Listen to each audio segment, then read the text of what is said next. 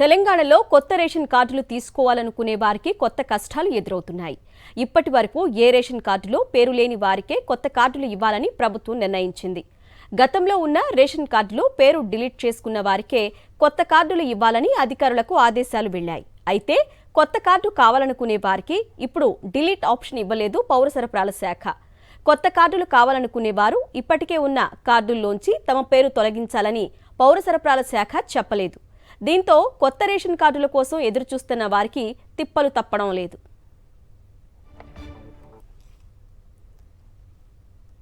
మరిన్ని వివరాలు మా ప్రతినిధి రాకేష్ అందిస్తారు. రాకేష్, అసలు కొత్త రేషన్ కార్డు అప్లై చేసుకోవడానికి విధి విధానాలేంటి? అసలు ఇప్పుడు కార్డు తీసుకోవాలనుకునే వాళ్ళు ఎటువంటి ఇబ్బందులు ఫేస్ చేస్తున్నారు?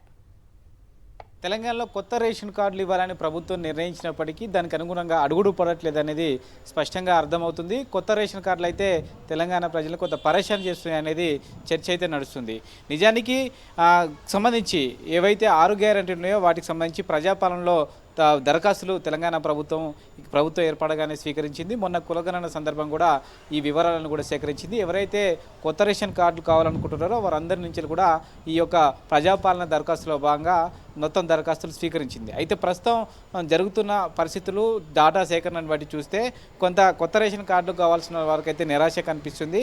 ఇప్పటి వరకు ఏ రేషన్ కార్డులో పేరు లేని వారికి మాత్రమే కొత్త రేషన్ కార్డులు ఇస్తున్నారు. లేదంటే గతంలో ఎవరైనా వారికి అప్పటికే ఉన్న రేషన్ కార్డులో నుంచి నేమ్ డిలీట్ చేసుకుంటే వారికి మాత్రమే ఇప్పుడున్న కొత్త రేషన్ కార్డులలో అవకాశం కల్పిస్తున్నట్టుగా ప్రస్తుతం డేటా ఇస్తున్న సమీకరణను చూస్తే అర్థమవుతుంది. ఇప్పటికే అన్ని మండలాలు గ్రామాల్లో కూడా దీనికి సంబంధించిన డేటాను మొత్తం కూడా గ్రామాలకు వెళ్ళడం జరిగింది. ఈ రోజు నుంచి దాదాపుగా గ్రామ సభల్లో వీటన్నిటి కూడా ప్రదర్శించి కొత్త రేషన్ కార్డులు ఇవ్వబోతున్నారు. అయితే వీటన్నిటి కూడా ఫిల్టర్ చేశారనేది స్పష్టంగా అర్థమవుతుంది.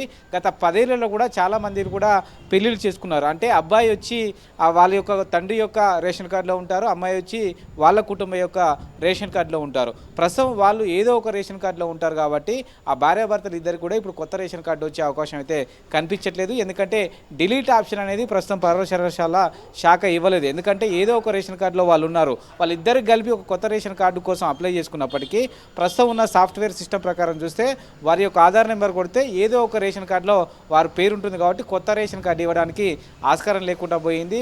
దీంతో డిలీట్ ఆప్షన్ అనేది లేకపోవడమే దీనికి ప్రధాన కారణంగా చెప్తున్నారు. అయితే అధికారులు మాత్రం పై అధికారులు తమకు ఈ విధంగానే ఆదేశాలు ఇచ్చారు. దీన్ని ఇంతకు మించి మేము ఏం చేయలేమంటూ కూడా చెప్తున్న పరిస్థితే కనబడుతుంది. దీంతో కొత్త రేషన్ కార్డులు ఎవరైతే కొత్తగా పెళ్ళైన వాళ్ళు, గతంలో పెళ్ళైన వాళ్ళు కావాలనుకున్నారో వాళ్ళ కుటుంబానికి వారికి ఇప్పుడున్న రూల్స్ ప్రకారం వచ్చే అవకాశం అయితే ఎక్కడా కనిపించట్లేదు. ప్రభుత్వం కనుక ఒకవేళ డిలీట్ ఆప్షన్ ఇచ్చి కొత్త రేషన్ కార్డులకు మళ్ళీ దరఖాస్తు తీసుకోమంటే తప్పితే వాళ్ళందరికీ కూడా కొత్త రేషన్ ఇచ్చే అవకాశం అయితే కనిపించలేని పరిస్థితి కనబడుతుంది.